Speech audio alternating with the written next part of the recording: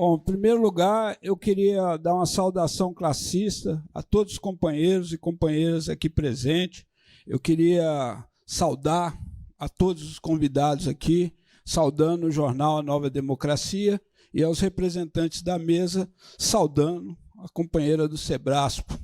E não podia deixar de saudar essa brava juventude que aqui tá presente nesse auditório, e também todos os lutadores do nosso povo, principalmente a questão da presença do companheiro aqui, camponês. Bem, a gente vai procurar ser breve aqui, porque a história do movimento operário no nosso país ela é muito rica, só que a gente vai pegar um período, particularmente um período que é contado de uma forma diferente, para favorecer esse ou aquele outro grupo com interesses políticos eleitoreiros. Existe uma parcela da juventude que acha que o movimento sindical ele surgiu depois da década de 70, principalmente ali no ABC, quando, na verdade, ali estava se gestando a conciliação de classe do nosso país para fazer a transição.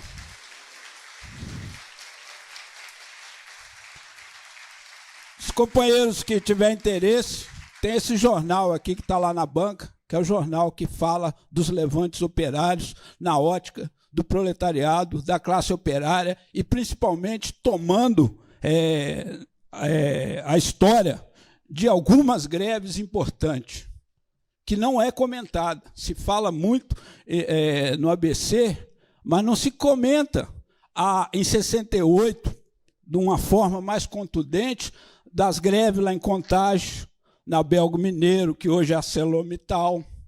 Não se fala da greve que o Zequinha esteve à frente lá em Osasco, Cobrasma, na qual, quando se fala, para desviar para esse ou para aquele interesse, quando, na verdade, ali foi o primeiro levante operário que teve no Brasil contra o regime militar. Tivemos o Enio Seabra e o Joaquim lá em Contagem e o Zequinha Barreto lá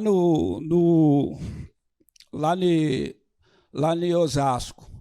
Agora, companheiros, quando se fala do levante operário de 79, a gente tem aquelas fotos ali, particularmente aquela foto ali está mostrando os levantes operários da construção civil em Belo Horizonte, que deixou a cidade 5 dias em estado de sítio, onde não se circulava nada. E ela foi resultado de uma greve muito importante que é pouco comentada. Uma greve de ocupação de 11 dias de uma das maiores siderúrgicas, que é a Mannesmann, dirigida pelo nosso grande companheiro Albenzio Boné, fundador da Liga Operária.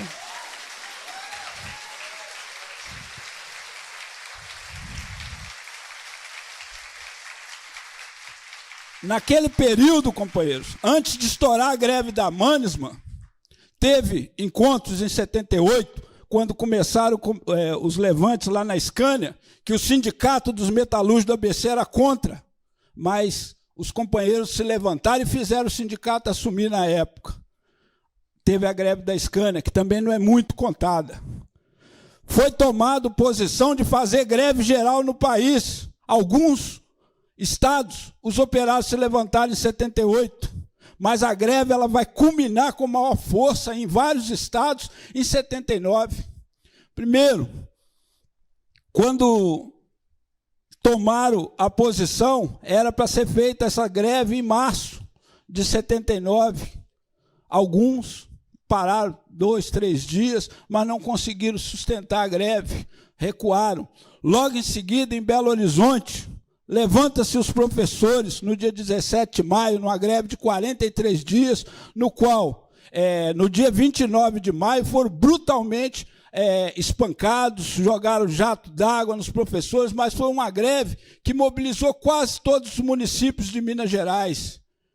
E os professores, a partir dali, constituíram o UT, que é a União dos Trabalhadores de Educação, que logo depois toma um golpe quando se funda o Sindicato dos Trabalhadores, o Sindicato Único dos Trabalhadores de Educação. Como é que vai se dando isso? No dia 23 de maio, os operários da Mânima, cerca de 13 mil trabalhadores, cansados de ser explorado, sofrer com a jornada estressante das 7 letras, conhecido como 7 letras, o trabalhador trabalhava uma semana aqui, outra aqui, tal, cada hora num horário. Os trabalhadores se levantaram, tomaram o alto forno, o gasômetro, e não deixaram ninguém entrar e nem sair, e tiveram, para acontecer isso, tiveram que fazer um trabalho árduo nos bairros operários. E desse trabalho surge a marreta operária, que ela surge com os metalúrgicos, com os rodoviários, com os professores e alguns outros companheiros que vão se formando. E nisso, com a vitoriosa greve da Mânima, que arrancou reajuste, derrubou as 7 letras, surge logo em seguida a greve dos rodoviários. Os rodoviários pararam todo mundo. Logo em seguida, taxista. Depois foi gestando. Essa direção do Marreta, organizada, foram ao sindicato e convenceram o pelego interventor lá a chamar uma assembleia, porque estava na hora dos operários da construção civil levantar. A assembleia foi chamada para o dia 29 de julho de 79. Os trabalhadores apareceram na Assembleia, votaram a greve para o dia seguinte, dia 30. Eles falaram, não vai aparecer ninguém. Companheiros, esse grupo Marreta, organizado em vários bairros da periferia lá, tomaram as principais obras no outro dia. E essas obras saíram fazendo arrastão, levando todo mundo para a principal praça lá, que é a Praça da Estação. E de lá, chegando lá, naquela época havia uma contradição muito grande, que era a contradição da extrema-direita, que estava perdendo para abertura lenta, gradual e segura. Então, tinham nomeado o governador da época lá, e o prefeito biônico, Maurício Campos, nomearam ele, e tinha outros, que era o governador também, nomeado. Eles tentaram infiltrar junto aos operários, deram cachaça, fizeram tudo. Só que era uma greve organizada, longe de dizer que essa greve foi espontânea, companheiros. Porque isso que vendem por aí. Essa greve ela foi organizada por grupos nos bairros, nos locais de trabalho. As principais obras, elas desceram organizadas e parando outras. E quando chegaram lá, viram a infiltração, recuaram e foram para pedir a liberação do antigo campo do Atlético Mineiro, lá, que ficava lá na Avenida Olegário Maciel, que hoje funciona um shopping, o Diamond Mall, e que também foi palco de uma grande greve em 95, inclusive toda a diretoria do Marreta foi presa.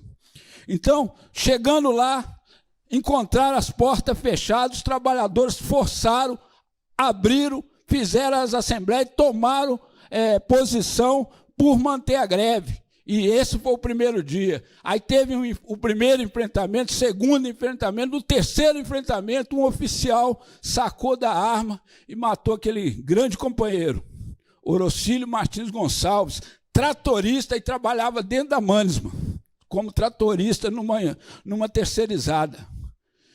E os companheiros acham que os operários recuaram? Não, se levantaram com maior fúria. Na terça-feira, apareceu uma comissão de sindicalistas do Brasil inteiro, dizendo que estava chegando ali para colocar ordem e para negociar para os operários. A negociação deles era manter os trabalhadores fechados dentro do campo, contra os piquetes, os arrastões que estava tendo e tal, e os operários foram contra e mantiveram a greve firme. Sabe o que aconteceu com esses cidadãos? Vieram do ABC, vieram de outros locais, voltaram para o aeroporto da Pampulha, pegaram o avião e voltaram, de cabeça baixa.